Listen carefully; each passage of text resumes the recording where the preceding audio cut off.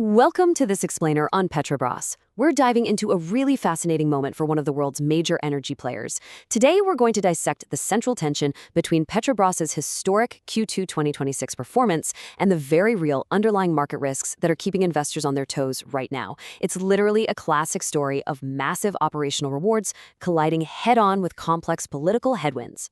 Just a quick heads up before we really get going. The information in this explainer is for educational and informational purposes only. It doesn't constitute financial advice, investment recommendations, or an offer to buy or sell any securities. All the data we're looking at today is sourced directly from publicly available reports and analyst estimates. As always, you should do your own research and consult with a licensed financial advisor before making any investment decisions. Here's our roadmap for today. First, historic profits and production. Second, exploring new global frontiers. Third, analyst outlook and valuation. And finally, navigating risks and headwinds.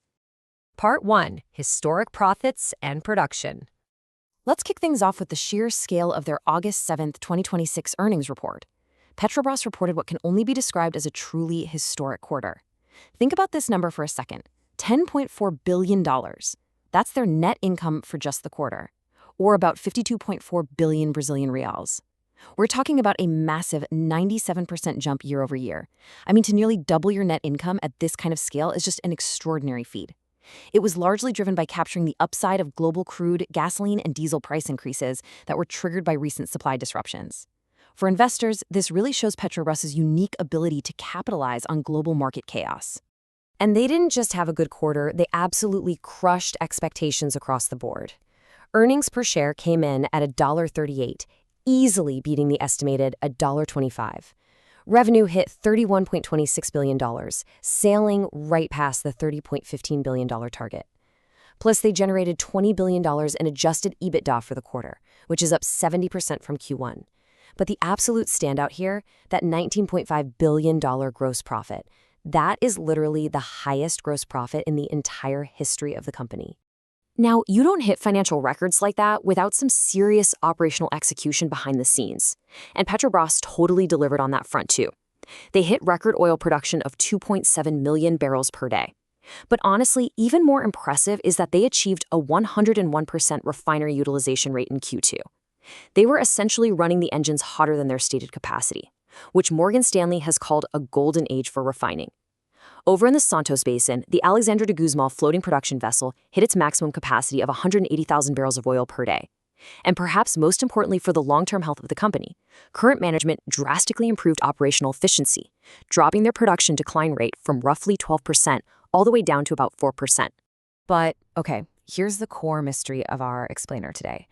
If the numbers were historically unprecedented, if production was breaking records, and if gross profit hit an all-time high of $19.5 billion, why on earth did Petrobras shares unexpectedly drop 2.67% to $18.02 on earnings day?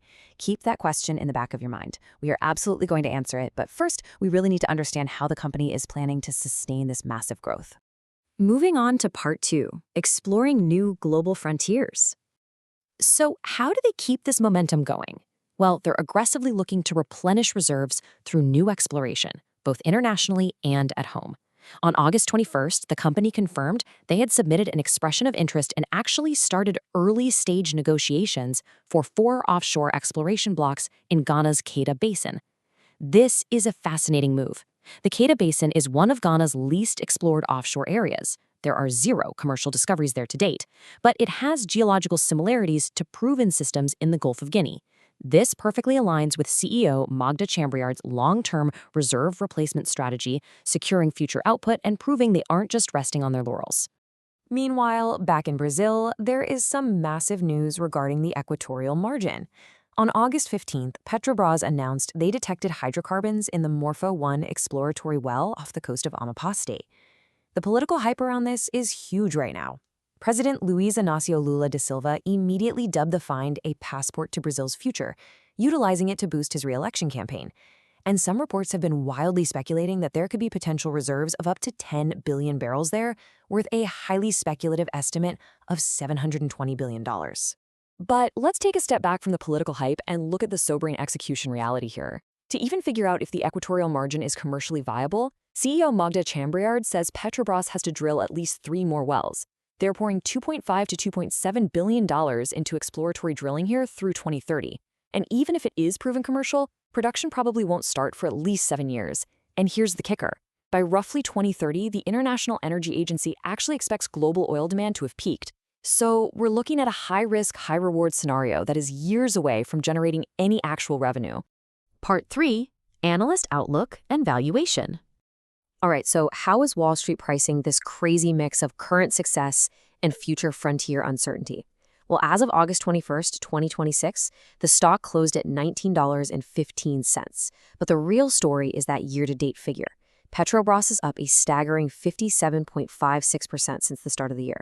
The market has absolutely been rewarding their operational execution and record profits over these past 8 months. And generally speaking, Wall Street remains highly bullish on Petrobras. Morgan Stanley has them as a global top pick with an overweight rating, completely buying into that golden age of refining thesis we talked about earlier.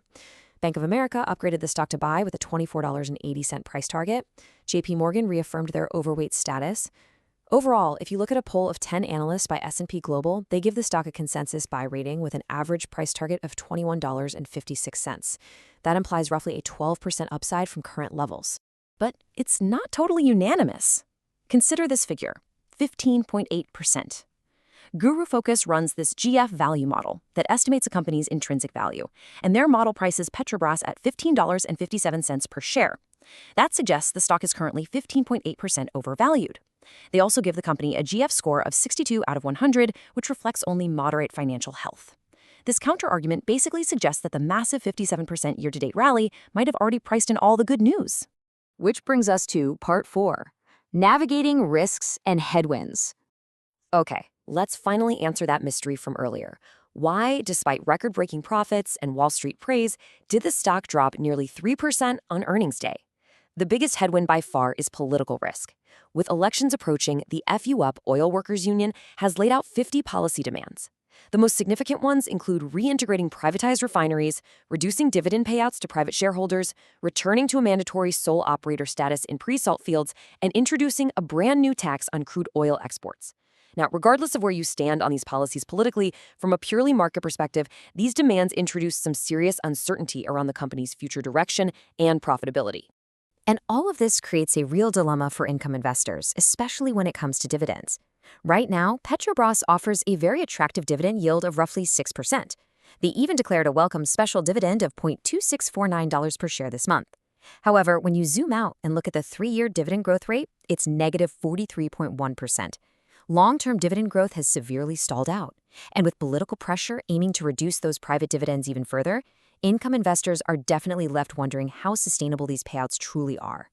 So we're left with one big question to consider. Do the current golden age profits outweigh the looming political risks? Petrobras is undeniably firing on all cylinders operationally, but with the stock already up 57% this year, a stalling dividend growth rate, and some very serious political demands casting a shadow over future policy, investors have a really complex puzzle to solve here. Can the record production and African expansion offset the valuation and execution risks? It's going to be a fascinating situation to watch unfold. Thank you so much for joining me for this explainer, and I highly encourage you to keep diving into the data to see where this story goes next.